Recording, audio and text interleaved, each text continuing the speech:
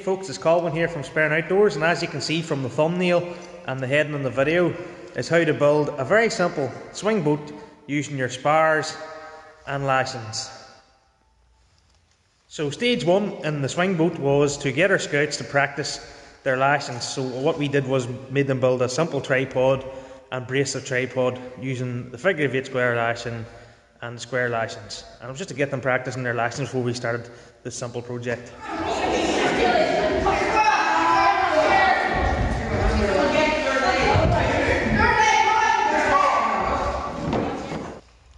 So the next stage in the building the simple swing boat was to build 2 identical A-frames, which is this. That's your A-frame. Now this whole build we have used square lashings, but if you wanted to change any lashing in particular in this build, this one here would be the best one to change, and you can change this one here to a diagonal lashing, but we've decided to go with the square lashing on this one. But how you build the A-frame is you have to make sure you have your lashings set at the correct points. Now the very top lashing, this is key to get this top lashing on the A-frame at the desired height. You want it high enough that's holding this bar away from your head, but low enough that it'll make a good V on top of the A-frame to carry the top 2 crossbars. And then your next point is just to put a bracing bar, crossbar on it. Doesn't really matter where you put the height, as long as it's wide enough for stability. And the best way to build the 2 A-frames is you can either build one first, once you have it all the desired set, on the ground, and build the next one directly on top of it. Or if you want, you can build 2 simultaneously by using measurements. But if you don't want to use measurements, you build one directly on top of the other. But if you use measurements, it means you can build 2 at the same time, rather than build one and then build the next one. So that's your first stage, is build 2 identical A-frames.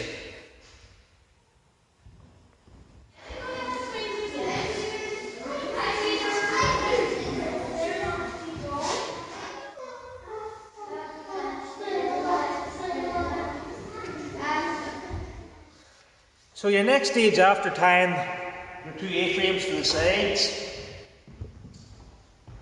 is to brace it so it will freestand. And now the best way to brace it to freestand is to put on the middle crossbar that goes in between the 2 V's of the A-frame. Now what this does, it will steady the whole thing up and keep the 2 A-frames freestanding. But what you can do while you do that is get your group, which is my group of scouts, whatever group you work with, get them a couple spare to hold each side while the others tie. Now another option you can do is you can prop one side against something, or you can screw something to it to prop it up while you tie these lashings. So once you tie this one on first, and then you tie these ones here, and each side off the A-frame at the bottom, as low as you can, because it gives it a lot more stability, and it also means when you're swinging through, there's less chance of your feet hitting it. So there are the next 3 spars that you put on your swing boat. And now after this stage is, we'll go to put in the very top spars, which I'll show you now.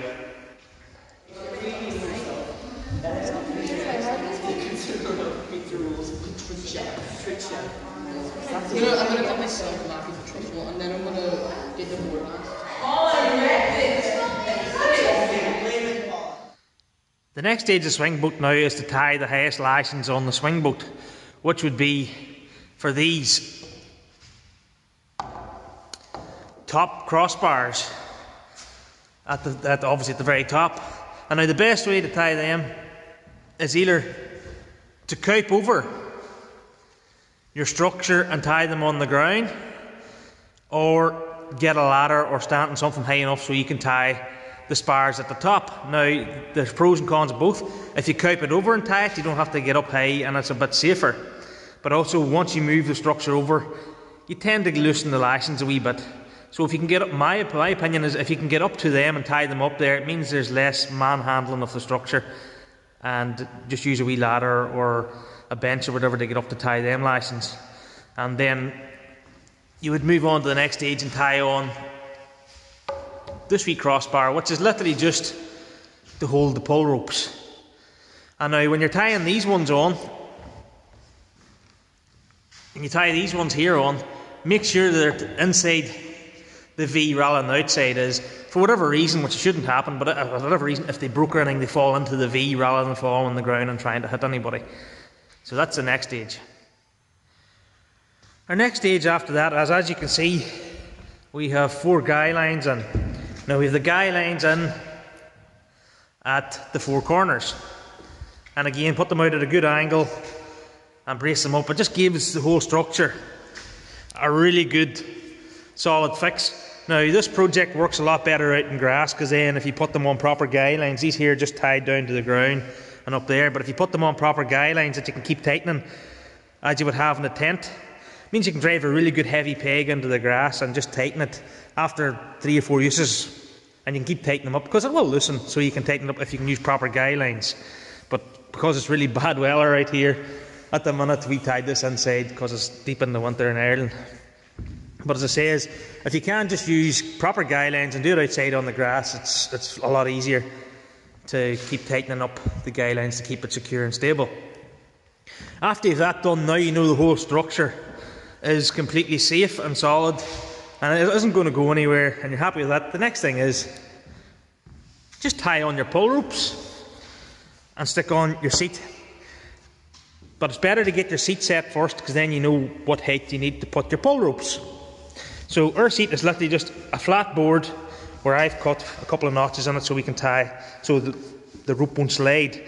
But if you had time, which we didn't have time, the best way to do it if you can is drill holes in your plank, like one here and the same down there, like a conventional swing.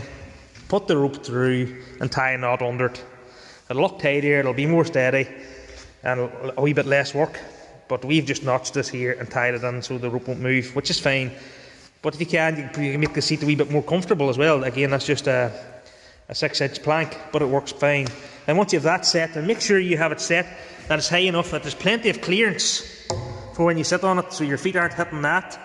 So there's plenty of clearance between the seat and the bottom bar, so your feet aren't hitting it. And there's enough height for when you sit on that, so your head's not hitting that top middle bar. And once you have that set, just put on your ropes at your desired height, and it literally is. Just go have fun.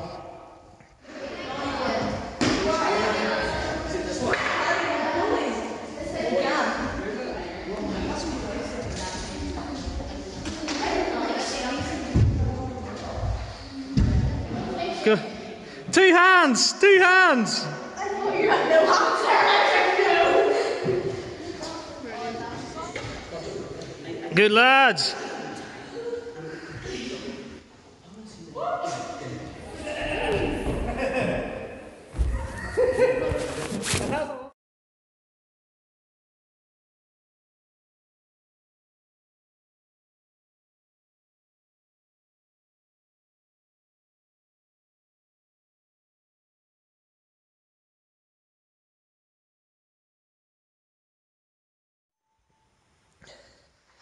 Well, that's it, folks. That's our simple swing boat, and it's a really good wee challenge, fun challenge that you could do for a patrol or a group, for team building, or just scout groups, or any group, I suppose, for an activity in the evening.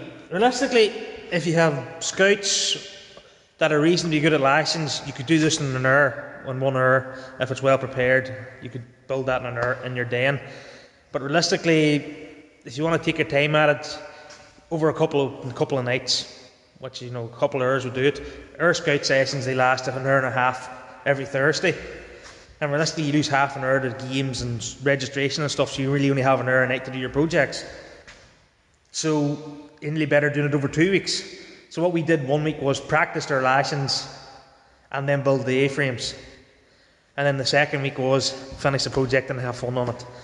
And realistically, a couple of hours, an hour and a half, couple of hours, you'll have that built up, and your scout will love it, and they get the idea why it's good to do certain lashings, or to do any lashings. They have more fun. So that's a simple swing boat challenge for any group to do, any patrol. It's loads of fun. As you can see from things, our scouts loved it, and it's quite simple. There's no rocket science behind it. So give it a go, and if you like the video, give me a thumbs up and leave a comment under the video. Thanks for watching, guys.